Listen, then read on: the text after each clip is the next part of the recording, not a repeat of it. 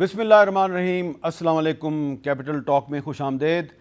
Chief justice of Pakistan justice Umar Ata Bandial ने आखिरकार अपनी अक्सरियत जो है वो साबित कर दी है और उन्होंने पार्लियामेंट के मंजूर करदा एक कानून पर जो दरख्वास्त आई थी उसकी समाअत के लिए एक बेंच तश्कील दिया है और उस बेंच में उनके समेत सुप्रीम कोर्ट के 8 जजेस शामिल हैं और ये बेंच कल से अपनी समाअत का आगाज़ करेगा। तो सवाल ये पैदा होता है कि हुकूमत का जो मुतालबा था फुल कोर्ट का, वो मुतालबा अब सिर्फ़ एक ख्वाब रहेगा या कभी हकीकत भी बन पाएगा। और ये जो 8 रुकनी बेंच है, क्या ये बेंच पाकिस्तान की सियासत को दरपेश एक बहरान से कौम को निकाल पाएगा या बहरान मज़ीद शदीद हो जाएगा? दूसरी तरफ जो इलेक्शन कमीशन ऑफ पाकिस्तान को सुप्रीम कोर्ट ने हुक्म दिया था कि आपने हमें बताना है कि हुकूमत ने आपको 21 अरब रुपया दिया या नहीं दिया, तो इलेक्शन कमीशन ने बता दिया कि उसको 21 अरब रुपया नहीं मिला, जिसके बाद स्टेट बैंक के गवर्नर और सेक्रेटरी फाइनेंस को भी 14 अप्रैल को चीफ जस्टिस ने तलब कर लिया। तो क्या वज़ीर आज़म शहबाज शरीफ के ख़िलाफ़ भी तौहीन अदालत की कार्रवाई शुरू हो चुकी है? इस पर हम बात करेंगे। हुकूमत और अपोजिशन दोनों से हमारे साथ मौजूद हैं मलिक अहमद ख़ान साहब, वज़ीर आज़म के मुआविन ख़ुसूसी हैं और माहिर कानून भी हैं, और अज़हर सदीक़ साहब जो कि माहिर कानून हैं और इस वक्त तहरीक इंसाफ के बहुत से जो केसेस हैं उनको वो डील कर रहे हैं मुख्तलिफ़ अदालतों में।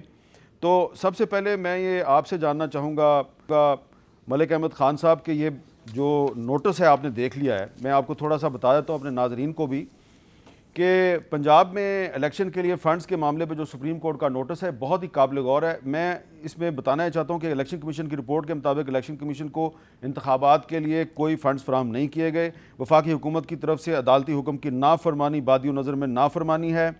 अदालती हुक्म की खिलाफ वर्जी करने वाले, खिलाफ वर्जी की हौसला अफजाई करने वाले, इनहराफ पे उकसाने वाले को ज़िम्मेदार ठहराया जाएगा। गवर्नर स्टेट बैंक और अगला सीनियर तरीन अहलकार 14 अप्रैल को ज़ाती हैसियत में चैम्बर में पेश हों। वो अपने हमरा तमाम रिकॉर्ड साथ लाएँ कि वफाकी हुकूमत के पास कितना पैसा है और सेक्रेटरी फाइनेंस इनसे अगला सीनियर तरीन अहलकार सेक्रेटरी कानून और DGB 14 अप्रैल को पेश हों। तो मलिक अहमद ख़ान साहब, ये जो नोटिस है, ये नोटिस वाज़े तौर पर बता रहा है कि अगर इलेक्शन कमीशन को 21 अरब रुपया ना दिया गया तो आपके ख़िलाफ़ कार्रवाई शुरू हो जाएगी। नहीं, ये दुरुस्त है जी। ये तो इस नोटिस में उन्होंने कार्रवाई की इब्तदा तकरीबन कर दी है, लेकिन मेरा नुक्ता नज़र जो है वो बसद एहतराम, चाहे मुझे जितना भी शिद्दत से बेंच और बेंच के किए गए मामले पर एतराज़ है, इस तशरीह से भी मुझे एतराज़ है कि वो मुकन्ना के इख्तियार को भी इनक्रोच कर लें। चलें, जुडिशल रिव्यू में गवर्नमेंट के साथ तो हुकूमतें अपनी ओवर रीच के साथ जो कर रही हैं वो कर रही हैं, और एक असूली मौक़िफ़ के नतीजे में अगर ये बात इस तरफ जाती है तो हमें एतराज़ नहीं है। मेरी राय में जो आर्टिकल 81 से लेके 84 तक तरीक़ाकार आइन में दिया गया है, सुप्रीम कोर्ट आइन से ऊपर नहीं है। सुप्रीम कोर्ट उसकी तशरीह कर सकती है कि इसकी अप्रोप्रिएशन कैसे होनी है। अब कोई भी सप्लीमेंटल, एनी सप्लीमेंट्री, कोई भी पैसे जिसकी इजाज़त पार्लिमान ने देनी है वो सुप्रीम कोर्ट कैसे दे सकती है? जो तशरीह उसकी काबीना कर रही है तो गवर्नर उससे मुख्तलिफ तशरीह क्या कर लेंगे? अब सुप्रीम कोर्ट उस वहाँ बैठ के अगर एक ऐसी हुक्मनामा जारी करती है जो कि आइन के मुनाफी है, प्लेन रीडिंग के मुनाफी है, जिसकी कोई any Sen mind can not read that. पूरी कैबिनेट में मैं उस प्रोसीडिंग के अंदर था। मेरी अपनी राय, मैं कानून का तालिब इल्म हूँ। मुअज़्ज़िज़ जज साहिबान के सामने हमने चिराग को सूरज को चिराग तो नहीं दिखाना, लेकिन समहाउ बायस झलक रहा है। अच्छा, अज़हर सदीक़ साहब, इसमें एक इतराज़ ये आ रहा है कि एक तो बेंच में जितने भी जजेस हैं वो चीफ जस्टिस साहब के हम ख्याल हैं, उन्होंने अक्सरियत तो साबित कर दी है, लेकिन सबको पता है कि ये जजेस जो हैं ये फ़ैसला 8-0 से ही देंगे, 7-1 भी नहीं होगा। दूसरी बात यह है कि अभी पार्लियामेंट का जो कानून है वो सिर्फ मंजूर हुआ है, उसको नोटिफिकेशन तो हुआ नहीं, बाकायदा कानून नहीं बना। तो कानून बनने से पहले बेंच कैसे बन सकता है उस कानून के खिलाफ? बहुत शुक्रिया मीर साहब। कानून के अदना तालिब इल्म तो हम भी हैं, पर फ़र्क ये है कि हमने अपने ऊपर सियासतदान होने का टैग नहीं लगाया। जब इंसान सियासतदान होने का टैग लगाता है तो एक पार्टी पॉलिसी उसे फॉलो करनी पड़ती है बामरे मजबूरी, वो ना भी चाहे तो मजबूरी है ना जी, पार्टी में जो रहना है। तो पार्टी के साथ इख्तलाफ तो वो दौर रह नहीं गया ना, कि जहाँ भी आप देखें पाकिस्तान पीपल्स पार्टी में रहते हुए सल्यूट है एतजाज़ अहसन को, मुस्तफ़ा नवाज़ खोखर को, सरदार आसफ लतीफ़ खोसर साहब को। ये देखें, ये हमारी अदलिया में जो सॉरी हमारी वकालत में अगर देखा जाए तो ये मैं क्या कहूँ, इससे बड़े स्टॉलवर्ट क्या होंगे कि जो पार्टी लीडर में खड़े हुए, जो असूलों पे खड़े हुए हैं। अब चलते हैं आगे, भोलेपन में आके हम कह दें कि हम पता नहीं अनक्रोच कर रहे हैं। मैं ज़रा समझना चाह रहा हूँ कि पार्लियामेंट का काम क्या है। पार्लियामेंट क्या इंतजामिया के कामों में मुदाखलत कर सकती है? बिल्कुल नहीं कर सकती। पार्लियामेंट ने कानून बनाना है ना, जो बड़ा शौक था इनको बजट रोकने का ना, तो ये कायदा को आती है चीज़। रादर का क्या ताल्लुक है सारे मामले में? कानून बना देते, कह रहे थे कि इस तरह का कोई भी फंड नहीं होगा, हम नहीं रोकेंगे, फिर बना सकते हैं ना, ये बना देते। लेकिन ये कोई तरीका नहीं है, थोड़ा कड़वा थोड़ा आप थू आप इस निज़ाम को रोकते चले जाएं। यानी क्या करने क्या जा रहे हैं इन्होंने? गालिबन आर्टिकल 189 नहीं पढ़ा, आर्टिकल 190 नहीं पढ़ा। Everybody has to act in aid of Supreme Court. और ये कोई मामला किसी जजेस के हम ख्याल होने का नहीं है, आईने पाकिस्तान 1973 के नफाज का है। और ये तो एक सिंगल जज ने लाहौर हाई कोर्ट के 10 फरवरी को फैसला दे दिया था कि 90 दिन में इलेक्शन होने हैं। और बाकायदा ये भी कह दिया था कि तारीख दे रही है इलेक्शन कमीशन ने गवर्नर की मुशावरत के साथ। अब वो दोनों भाग गए। यानी इलेक्शन कमीशन अभी हम जो मामला देख रहे हैं ना, माजरत के साथ, हमने जो ख्वाब देखे थे ना कि हमारे यहाँ इलेक्शन कमीशन एक आजाद और खुद मुख्तार इदारा होगा, साबित कर दिया है कि इलेक्शन कमीशन है कि इलेक्शन कमीशन में कैपेसिटी नहीं है। और ये अब आइंदा सोचना पड़ेगा हमें सबको कि इनको प्रोटेक्शन दी थी आर्टिकल 209 के तहत कि इनको निकाल नहीं सकता। वो इसलिए दी थी कि आज़ाद और खुद मुख्तार हो, किसी पार्टी के नीचे ना लग जाएं। बात सिंपल सी 2 हरफी बात है। ये तो मैं कहता हूँ चीफ जस्टिस साहब ने बड़ा आसान तरीके से एक प्यार मोहब्बत सा एक इनको खत लिखा है कि ये आईने पाकिस्तान है, पढ़ लें। नहीं तो आप यूं करते हैं उर्दू में, अंग्रेजी में, फारसी में, अरबी में, बड़ा आसान काम है। मैं आप पार्लियामेंट के अंदर ना एक हमारे यहाँ कितने लोग हैं जिनको आईने पाकिस्तान यानी ये समझ बैठे हैं कि हमें अदलिया से ज्यादा पता है। वो भाई आपका काम है कानून बनाना, बनाएं, आपको रोका नहीं है, लेकिन कानून में आप एनक्रोच कर जाएं, ये ओवर रीच की जो बातें करते हैं मैं उनका भी जवाब दूंगा, मैं साबित करूंगा। यानी ये 66 सियासतदानों ने इस मुल्क का तिया पाचा कर दिया। किसी एक आम आदमी कितनी का आवाम निकली आर्टिकल 184 से आप बता दें मुझे। तिया पांचा जो है वो फवाद चौधरी साहब बता रहे हैं कि तिया पांचा किसका होने वाला है। फवाद चौधरी साहब के ख्याल में किसका होने वाला है, जरा सुने। दो ही सूरतें हैं, या तो इलेक्शन होंगे या वजीर आजम और काबीना घर जाएगी। और अगर घर नहीं जाती तो फिर तीसरा सिर्फ यह है कि सुप्रीम कोर्ट बतौर इदारा खत्म हो जाएगा। Supreme Court will cease to exist as an institution अगर अपने अहकामात पे अमल दरामद नहीं करा सकते। तो मलिक अहमद खान साहब ये तो अब ऐसी सूरत हाल है डू और डाई, या तो वजीर आजम और उनकी काबीना रहेगी या Supreme Court of Pakistan as an institution रहेगा। क्या ये पाकिस्तान की जमहूरियत के लिए एक बहुत तशवीशनाक सूरत हाल नहीं? देखिए सर, मुझे जो पसंद हो मैं वो कह दूं, जो ना पसंद हो वो ना कहूं वाली बात तो एक अपनी हैसियत रखती है। वो जो भी कोई साहब कह लें, फवाद कह लें या अज़हर साहब कह लें, लेकिन सवाल ये पैदा होता है कि हम तो बड़ी आईनी बात कर रहे हैं। हम ये कह रहे हैं कि अगर सुप्रीम कोर्ट ने 3 मेंबर के बेंच ने ये जो आज नोटिस है उसी के सिलसिले में है ना, तो वो जो 3 मेंबर के बेंच ने फैसला दिया, उस फैसले में उन्होंने कहा कि आप इतनी अमाउंट जो है वो इलेक्शन कमीशन को दे दें। अब वो अमाउंट भेजने का जो तरीक़ाकार है उससे थोड़ी वाकफियत अगर ये दोस्त हासिल कर लें तो हमें एतराज़ नहीं है उस पर। हम ये कह रहे हैं कि फ़ाइनेंशियल रूल्स जो हैं और जो कॉन्स्टिट्यूशन ऑफ पाकिस्तान है वो ये कहता है कि बजट की अप्रूवल का इख्तियार सिर्फ पार्लियामान के पास है। और अगर वो चार्ज्ड एक्सपेंडिचर है और वो सप्लीमेंट्री में आ रहा है तो उसको डील करते हैं आर्टिकल 81 से लेकर 84 तक। और उसमें सिर्फ रिन्यूमरेशन वो हैं जो कि उनकी तनख्वाहों के पैसे हैं, वो चार्ज अकाउंट के तौर पे जाने हैं इलेक्शन कमीशन में। अब ये बहस है, अब इसका इख्तियार काबीना के पास यानी हुकूमत के पास भी पार्लिमान के ज़रिए आता है। और आर्टिकल 180 कतई तौर पे पार्लिमान को in aid to supreme court काम करने के लिए नहीं कहता। बिल्कुल ऐसी कोई लेकिन आर्टिकल 190 ये कहता है कि इसमें कि तमाम जो एग्जीक्यूटिव के इदारे हैं वो एग्जीक्यूटिव के, नॉट पार्लियामेंट, एग्जीक्यूटिव के, नॉट पार्लियामेंट, अच्छा नॉट पार्लियामेंट। देखिए मेरा हमारा नुक्ता बड़ा सादा है। हाँ। हम ये कह रहे हैं कि सुप्रीम कोर्ट ने हुक्म दिया कि फलां तारीख तक पहले इसको तय कर लें, फिर बेंच वाली बात पे चले ठीक जाते है। हैं। और जो फवाद साहब का ये कहना है कि डिमाइज होगी सुप्रीम कोर्ट की, तो इस तदफीन में तो गोरकन है ये सुप्रीम कोर्ट के साथ जो कुछ चीफ जस्टिस साकिब निसार के दौर में हुआ, कांदा देने वाले भी मौजूद हैं यहाँ पे, और इस तदफीन के ये गोरकन है। हम तो ये कह रहे हैं कि अगर सुप्रीम कोर्ट आज सांस ले रही है तो आइन के मुताबिक सांस ले, उस किताब की पासदारी करें। अगर कोई फैसले ऐसे जिन पर हम पार्लिमान ये समझती है कि ये बेंच की तश्कील गलत है, तो क्या पार्लिमान की आवाज़ को दबाया जा सकता है? क्या 4-3 की उस बहस को ख़त्म किया जा सकता है? क्या जस्टिस अतर मिनल्ला के फैसले को उठाकर आप कहीं फेंक देंगे? क्या जस्टिस मंसूर के फैसले का पैरा 35 उठा के किसी रद्दी की टोकरी में फेंका जा सकता है? क्या वो सुप्रीम कोर्ट के जजेस नहीं है लेकिन वो रिक्यूजल के साथ? लेकिन वो इस बेंच का हिस्सा नहीं है, और चीफ जस्टिस ने भी कानून के मुताबिक अपना इख्तियार इस्तेमाल करते हुए एक बेंच बना दिया है। मीर साहब, अगर चीफ जस्टिस एक ऐसा इख्तियार जो उन्होंने प्रोप्राइटी के साथ इस्तेमाल करना है, इन अकॉर्डेंस विद लॉ इस्तेमाल करना है, क्या सीजे अगर वो इख्तियार इस तरह से इस्तेमाल करेंगे जो at the face of it apparent होगा कि गलत इस्तेमाल हो गया, तो हम बात भी नहीं कर सकेंगे। अच्छा, अजहर सिद्दीक साहब, ये अब कहना जो है ये गलत होगा कि जिस तरह काजी फैज़ ईसा साहब ने गलती की कि वो आईन पाकिस्तान की गोल्डन जुबली पर एक कन्वेंशन में चले गए और वहाँ जाके वो सियासतदानों के साथ बैठ गए, बाद में फिर वजारतें देने पे मजबूर हुए, यानी कि पछतावे का शिकार हुए। तो इसी तरह आज जो चीफ जस्टिस साहब ने बेंच बनाया है, सब के सब जज उनके हम ख्याल हैं, तो ये बेंच भी मसला हल नहीं करेगा, बल्कि अल्टीमेटली चीफ जस्टिस साहब को भी काजी फैज़ ईसा की तरह किसी पछतावे का शिकार होना पड़ेगा। अच्छा, पहली तो बात बताता चलूँ मैं, जस्टिस काजी फैज़ ईसा ने जो काम किया वो अपने अदालती कामों से हट के किया, तो पछतावा उन्हें होना चाहिए बिल्कुल, और अच्छा काम किया उन्हें कौम से माफ़ी मांग के।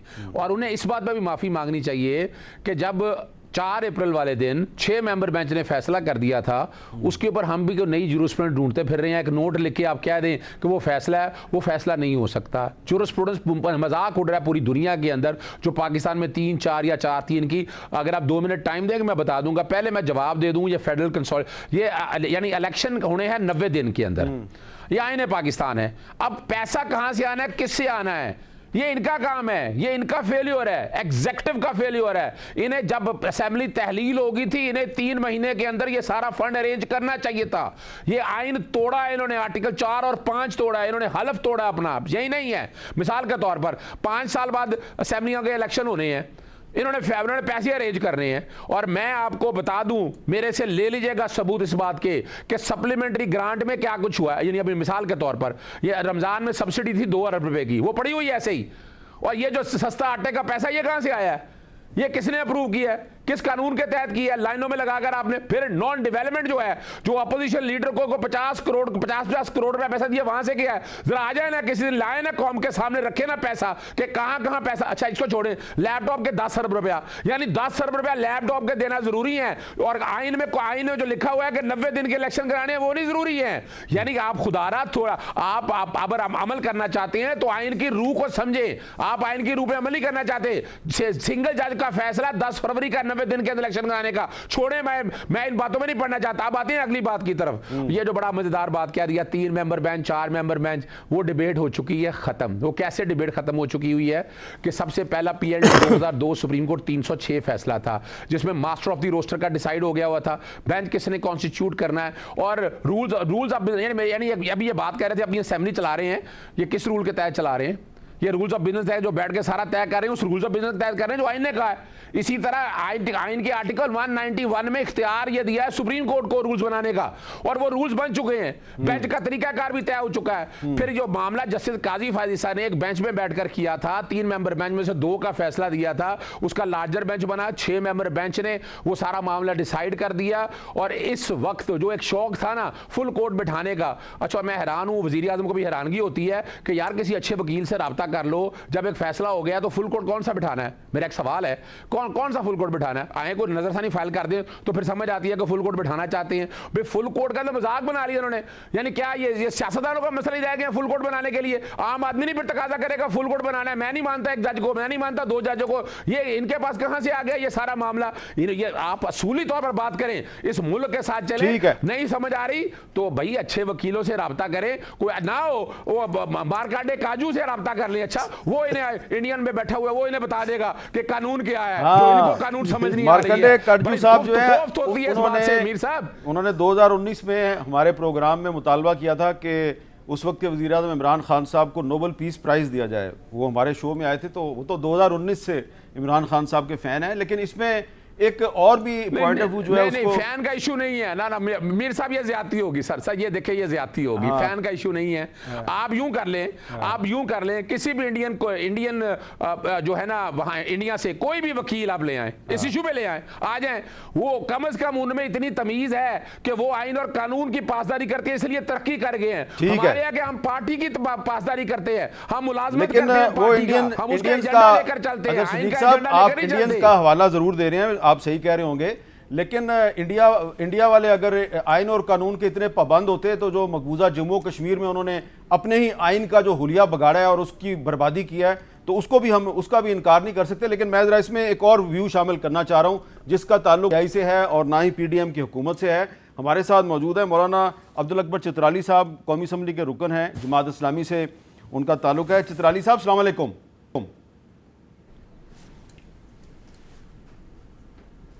जी चित्राली साहब, आपको आवाज आ रही है? जी हाँ जी बिल्कुल। चित्राली साहब ये बताएं कि अब पार्लियामेंट ने एक कानून पास किया और उस कानून के खिलाफ एक दरख्वास्त दायर हुई है, सुप्रीम कोर्ट ने उस पर कल हेयरिंग रख ली है, तो आप नहीं समझते कि हुकूमत और जुडिशरी के दरमियान जो लड़ाई है इसमें पार्लियामेंट का मुस्तकबिल खतरे में पड़ रहा है? बिस्मिल्लाहिर्रहमानिर्रहीम। मैं सबसे पहले आपका शुक्रिया अदा करता हूं कि आप इस टॉपिक में जमात इस्लामी के एक वर्कर को भी शामिल कर लिया। बात दरहकीकत यह है कि इस वक्त कौमी असम्बली भी अपना जो काम है वो काम नहीं कर रहा, और कौमी असम्बली में भी जो काम हो रहे हैं वो गैर आईनी काम बाज़ हो रहे हैं। और इसी तरह सुप्रीम कोर्ट ने भी जो फैसले दिए हैं, अगर एक फरीक आप पर एतमाद नहीं करता तो उस एतमाद के नतीजे में आपको क्या करना है, तो सुप्रीम कोर्ट को भी इस पे सोच लेना चाहिए। और जो करारदाद इन्होंने कौमी असम्बली से पास किए हैं या ज़िमनी बिल वहाँ उन्होंने पेश किए हैं, मेरे ख्याल में ये इस वक्त नहीं करना चाहिए था, बल्कि दोबारा दरख्वास्त देना चाहिए था सुप्रीम कोर्ट में कि इसको दोबारा आप समाअत के लिए मंजूर कर लें और फुल बेंच और फुल कोर्ट इसके लिए बना लें। और ये कानूनी भी था, आईनी भी था और इसके नताइज भी निकलते, लेकिन उन्होंने वहाँ अपील दायर करने के बजाय रिव्यू के लिए उन्होंने यहाँ बिल पेश कर दिया। लेकिन सूरत हाल यह है कि जमात इस्लामी का एक मौक़िफ़ है, हमारा मौक़िफ़ यह है कि इलेक्शन एक दिन होने चाहिए, चाहे वो चारों सूबों का हो या वफाक का हो, वो एक ही दिन में इलेक्शन हो। और अगर पंजाब और खैबर पख्तूनख्वा का इलेक्शन पहले होता है और मरकज़ और 2 सूबों का बाद में होता है, तो ये मुतनाज़ फ़ीह बन जाएगा। इससे सियासी इस्तेहकाम, सियासी स्टेबिलिटी नहीं आएगी पाकिस्तान में। और जो इस वक्त सूरत हाल है, उस सूरत हाल को काबू करने में मौजूदा वक्त में ये इलेक्शन जो है वो काम नहीं आएगा। तो इस सिलसिले में जमात इस्लामी का मौक़िफ़ यह है और मुतालबा यह है कि कौमी असम्बली को भी तहलील किया जाए और सिंध असम्बली और बलूचिस्तान असम्बली को भी तहलील किया जाए और चारों सूबों में मरकज़ के साथ एक दिन इलेक्शन किए जाए। जी मौलाना चित्राली साहब के साथ हमारा कोई टेक्निकल प्रॉब्लम है, कल भी टेक्निकल प्रॉब्लम था, आज फिर टेक्निकल प्रॉब्लम आ गया है। मैं माजरत चाहता हूँ मौलाना साहब, बहुत बहुत शुक्रिया आपका। और ये अब गड़बड़ जो है इसका मैं सिर्फ आपसे सकता हूँ। एक वक्फा लेते हैं, वक्फे के बाद दोबारा मिलते हैं।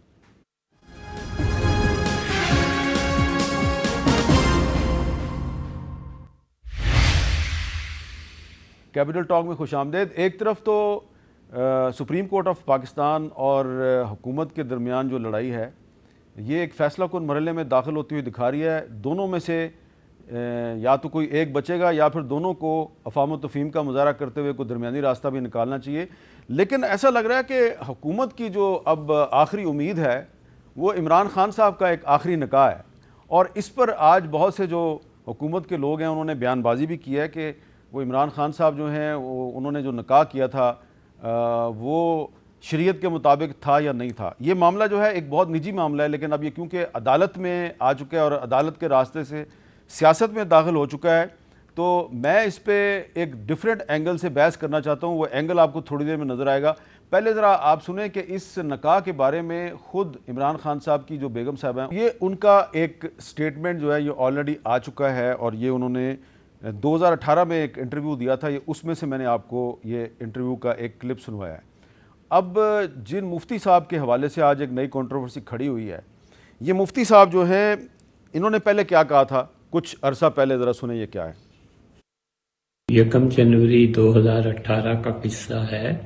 जनाब इमरान खान साहब ने अपने निकाह के लिए यहाँ से लाहौर का सफ़र किया।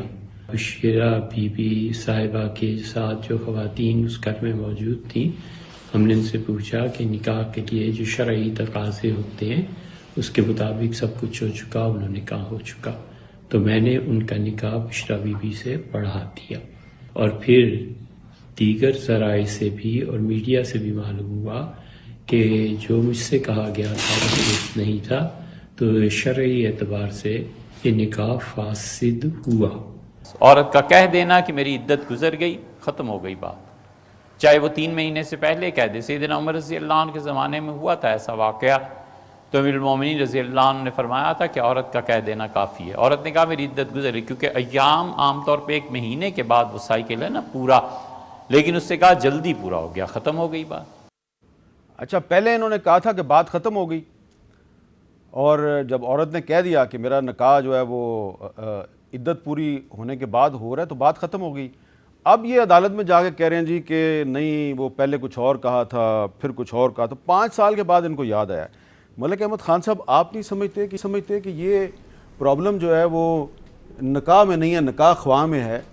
ये 5 साल के बाद अपनी स्टेटमेंट तब्दील कर रहा है। एहतसाब तो इस आदमी का होना चाहिए।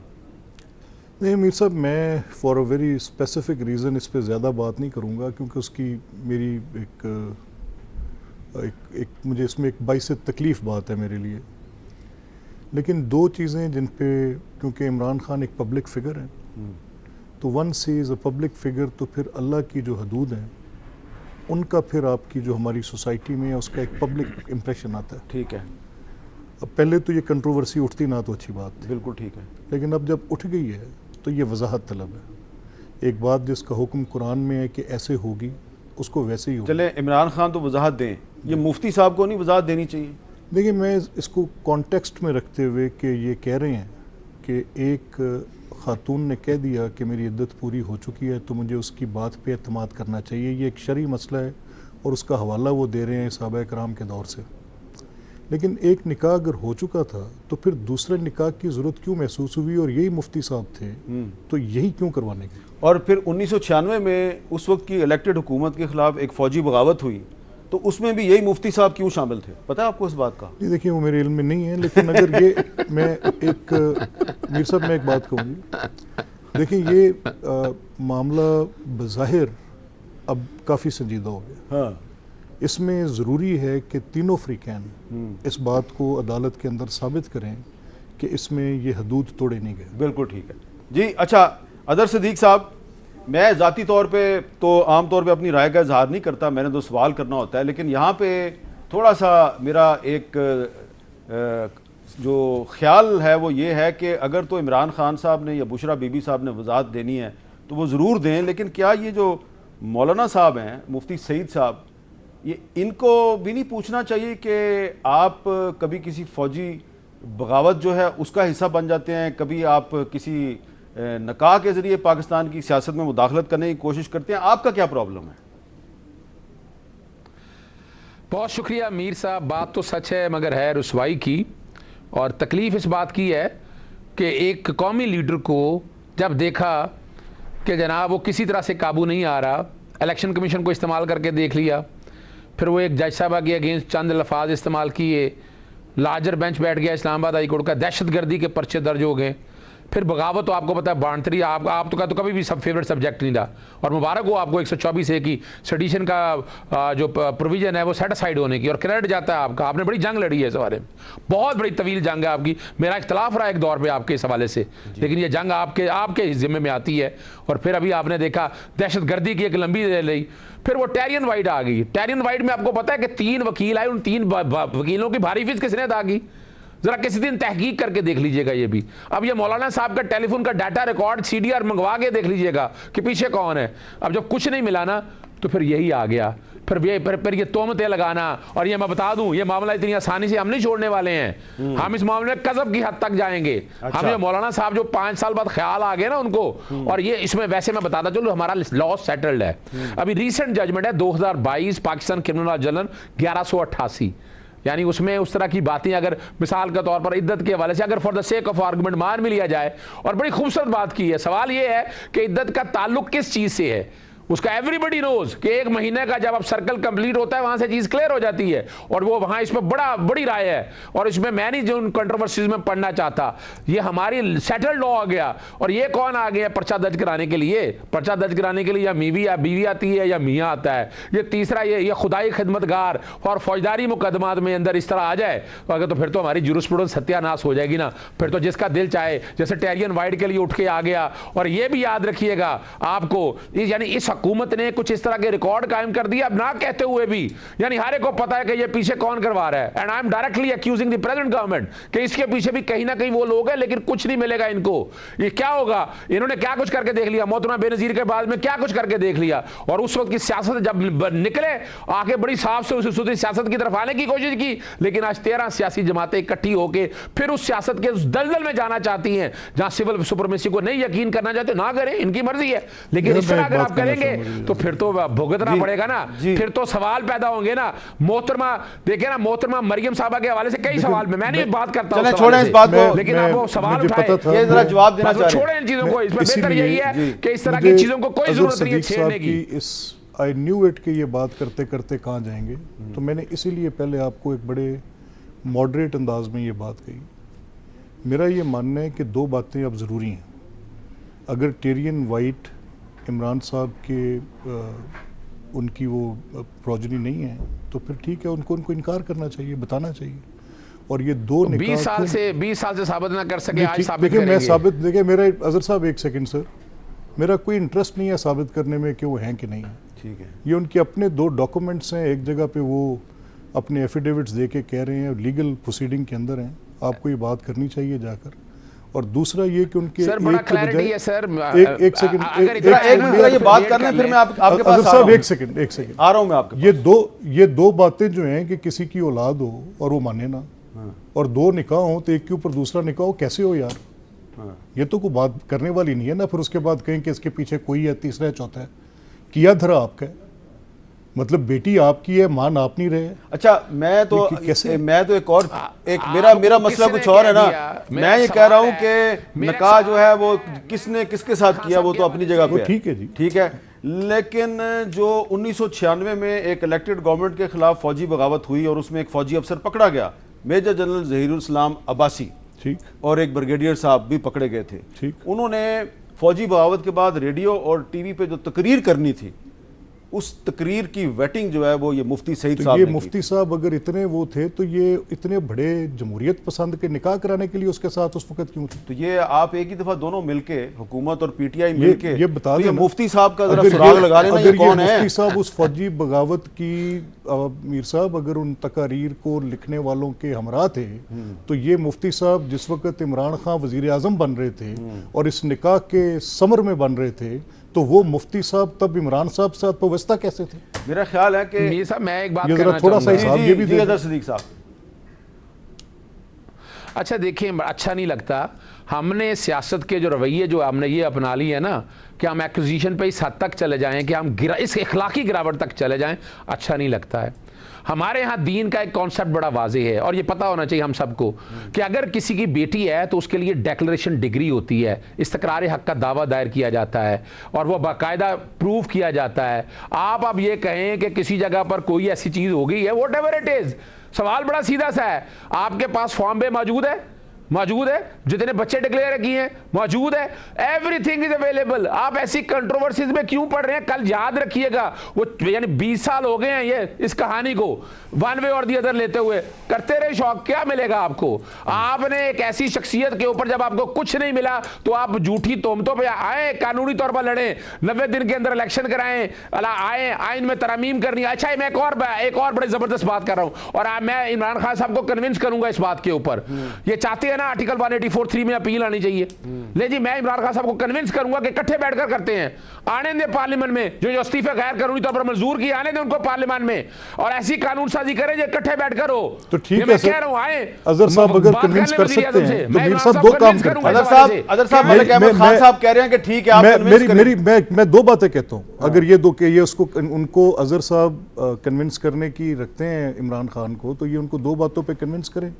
आए 2016 से ऑनवर्ड्स साकिब निसार साहब के उन मामलात से लेके एक एक चीज के हम देखिए, ये सवाल ये अगर कन्विंस कर सकते हैं, इस अपील इनका एतराज मैंने कल सुना। अजहर साहब एक सेकंड बात करने दें। मैंने इनका कल एतराज पीटीआई के वाइस चेयरमैन का शाह महमूद कुरैशी साहब का सुना।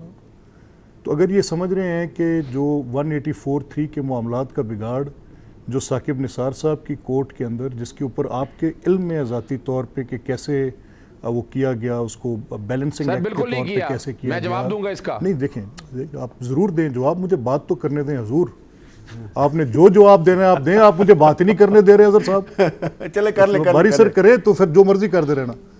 देखिए, बात यह है कि अगर आप ये बात ऊंची आवाज़ में करके शोर मचा के कह सकते हैं, मैं आपको धीमे अंदाज में वही बात कह सकता हूँ जो आप कह रहे हैं। ये जो कुछ आप कह रहे हैं, किसको भूल है? मैंने साकिब साहब का कोर्ट का वो ऑर्डर अब एक एक करके गिना। लाहौर लगती वो सुप्रीम कोर्ट 184(3) की हर इतवार को पूरी गवर्नमेंट को पैरालाइज करके बिठाना, एग्जीक्यूटिव इंक्रोच करनी, पार्लियामेंट इंक्रोच करनी, छोड़ दें ये बात, क्या बात। चले, मैंने एक और भी इशू बड़ा इंपॉर्टेंट है जी कि एक और अमेरिकी कांग्रेस मैन ब्रेड शर्मन, उन्होंने एक बहुत लंबा चौड़ा खत लिख दिया जी US secretary of state mister Blinken को, और उसमें पाकिस्तान में जो इंसानी हकूक़ की खिलाफवर्जियाँ हैं उस पर उन्होंने तशवीश का इजहार किया है। और ये पहला अमेरिकी कांग्रेसमैन नहीं है, अब तक बहुत से 5-6 के करीब जो कांग्रेसमैन हैं वो पाकिस्तान में इंसानी हकूक़ की खिलाफवर्जियों पे इमरान खान साहब के ख़िलाफ़ जो मुकदमात कायम हो रहे हैं उस पर तशवीश का इजहार कर चुके हैं। अब इसमें एक बड़ा एक दिलचस्प सवाल ये पैदा होता है कि ये जो हुकूमत है, ये इसकी खारजा पॉलिसी जो है वो क्या इतनी नाकाम है कि इमरान खान साहब जो कि अमेरिका को ही कसूरवार ठहराते हैं रजीम चेंज कॉन्स्पिरेसी के हवाले से, तो उस इमरान खान की हक़ में अमेरिका से ही अमेरिकी कांग्रेस के अरकान जो हैं वो बयान जारी कर रहे हैं और हुकूमत जो है वो सिर्फ मुंह देख रही है। इस पर हुकूमत से बात करेंगे वक्फे के बाद।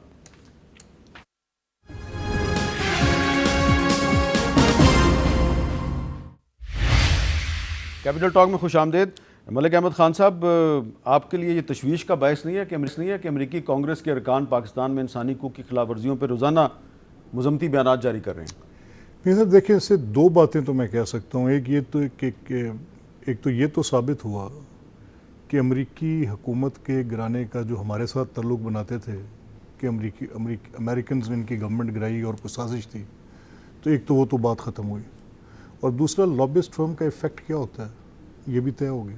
ये बातें न्यूज़ में सर्कल कर रही थी और इसकी बड़ी क्रेडिबल इन्फॉर्मेशन थी कि इस तरह की कोई लॉबिस्ट फर्म इंगेज की गई हैं, कांग्रेसमैन के साथ, सेनेटर्स के साथ वो बातचीत कर रहे हैं। अब रही इंसानी हकूक़ की, तो किसी सूरत भी नहीं होनी चाहिए। लेकिन दहशतगर्दी के मुकदमात जो हैं, दहशत गर्दाना कार्रवाइयाँ जो हैं, जो जुडिशल कॉम्प्लेक्सेस के ऊपर हमले हैं, जो पुलिस के ऊपर पेट्रोल बम फेंकने हैं, जो एक पूरी स्टेट को होस्टेज कर लेना है, अपने मॉब को लाकर हमलावर हो जाना है अदालतों पे, अगर उन पे केसेस दर्ज हों तो क्या ये इंसानी हकूक़ की खिलाफ वर्जी? बहरहाल इसमें ख़त में उन्होंने बहुत से लोगों के नाम लिखे हैं, मसलन शहबाज गिल साहब का नाम लिखा है, स्वाति साहब का नाम लिखा है कि इनके साथ बड़ी ज़्यादती हुई है, तो इनसे आप इनकार तो नहीं कर ये सकते? लॉबिस्ट फर्म की जो एक एफर्ट है उसका रिफ्लेक्शन है, दैट्स ऑल। तो जिन्होंने शहबाज गिल को अगवा किया और उस पर तशद्दुद किया वो भी लॉबिस्ट फर्म के साथ काम शहबाज कर रहे गिल थे? खुद तो नहीं कहें, शहबाज गिल आके खुद आप कहें कुछ कहते हैं? देखिए ना, ये तो वो चीज़ है जो एक इन्होंने एक बयानिया तरतीब दे दी और मलिक साहब शहबाज गिल बेचारा जो है उसको तो कोर्ट ने पाकिस्तान से बाहर जाने की इजाज़त दी है, उनकी वाइफ जो है वो बेचारी बीमार है, उनका एक्सीडेंट हुआ है, कोर्ट की इजाज़त के बगैर आप उनको बाहर नहीं जाने दे रहे। नहीं, देखें अगर कोई ऐसा मसला है तो I can talk to anyone. अच्छा, अगर कोई चलें। रिस्पांसिबिलिटी। अच्छा, अजहर सिद्दीक साहब ये जो कह रहे हैं कि जी ये जो अमरीकी कांग्रेसमैन खत लिख रहे हैं, इससे ये तो साबित हो गया कि इमरान खान की हुकूमत को हटाने में अमेरिका को कोई किरदार नहीं था, तो इसका क्या जवाब है? देखिए, मैं तो इतना जानता हूँ कि ह्यूमन राइट वायलेशन में ये ममालिक जो है ना, ये बहुत आगे हैं, ये मानना पड़ेगा हमें। ये पाकिस्तान नहीं है कि जो कुछ होता रहा है। मरिंडा राइट देख लें आप इमेजिन करें, मैं तो समझ रहा था कि हमारे मलिक अहमद खान साहब कहेंगे, एक पिटीशन मैंने फाइल की हुई है बाकायदा कस्टोडियल टॉर्चर के ऊपर, यानी हाथकड़ी लगाना, यानी फवाद चौधरी एक वकील है, क्या वो दहशतगर्द है? और उसके सर पे कपड़ा लेके आना और उसके साथ जेलों के अंदर क्या कुछ होना, कि जो अपना कस्टोडियल टॉर्चर क्या कुछ हुआ है। अभी रिसेंटली अमीन गड्ढापुर देख लें आप, ये हम सारा कुछ देखते आ रहे हैं। ये इस पर हम सबको इकट्ठा होना चाहिए, हम सबकी आवाज़ एक होनी चाहिए कि जो कोई भी है, जो राइट है, देखिए यूएन चार्टर के तहत जो राइट तयशुदा हैं, हमारे दीन इस्लाम ने जो राइट तयशुदा हैं, आज हम उनको कहें जी दहशतगर्द हैं। अच्छा, वाकई दहशतगर्द हैं कि जनाब जो जुडिशल कॉम्प्लेक्स पे चले गए वो दहशतगर्दी करेंगे, यानी हमें अब डेफिनेशन भी बदलनी पड़ेगी दहशतगर्दी की। सुगरा बीबी का केस अगर सबको याद हो या बाकी दूसरे केस याद हो तो समझ आ जाती है कि दहशतगर्दी है। इमरान खान साहब लाहौर हाई कोर्ट भी आते रहे हैं, वहां तो कोई नहीं है, ये वाटर कैनन आ गए, वहां तो कोई आंसू गैस के शेल नहीं आए, सिर्फ वहां जो आए। हमें इस बात को मानना पड़ेगा, जहां तक इमरान खान साहब का स्टैंड है वो अपनी जगह पर मौजूद है, साइफर का वो एग्जिस्ट करता है, सबूत है, वो अपनी जगह पर चीजें हैं। लेकिन जहां तक ये है, हमें यह मानना पड़ेगा ह्यूमन राइट्स वायलेशन के हवाले से पाकिस्तान जिस हद तक गिर चुका है, और वो भी इस जमहूरी गवर्नमेंट के, फासिस्ट गवर्नमेंट के दौरान, और किसी ने इसकी आवाज नहीं उठाई है। और ये अगर हम आप भी आवाज नहीं उठाएंगे तो कल आप लोगों के लिए आवाज भी कोई नहीं उठाएगा। बहुत बहुत शुक्रिया यही कुछ साहब, आपका बहुत बहुत शुक्रिया, इजाज़त दीजिए, अल्लाह हाफ़िज़।